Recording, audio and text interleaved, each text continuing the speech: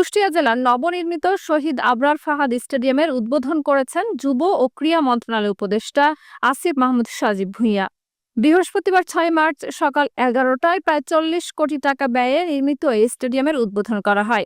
উদ্বোধনী অনুষ্ঠানে কুষ্টিয়ার জেলা প্রশাসক মোহাম্মদ তৌফিকুর রহমানের সভাপতিত্বে উপস্থিত ছিলেন যুব ও ক্রীড়া মন্ত্রণালয়ের সচিব মোহাম্মদ রেজাউল মাকসুদ জাহিদি, যুব ও ক্রীড়া মন্ত্রণালয়ের জাতীয় ক্রীড়া পরিষদের সচিব যুগ্ম সচিব মোহাম্মদ আমিনুল ইসলাম, কুষ্টিয়া পুলিশ সুপার মোহাম্মদ মিজানুর রহমান, জেলা পরিষদের প্রধান নির্বাহী কর্মকর্তা মুকুল কুমার মৈত্র, শহীদ আবরার ফাহাদের বাবা মোহাম্মদ বরকতুল্লাহ, কুমারখালী উপজেলা নির্বাহী কর্মকর্তা এস.এম. মিকাইল ইসলাম, কুমারখালী থানার ওসি মোহাম্মদ সোলাইমান শেখ প্রমুখ।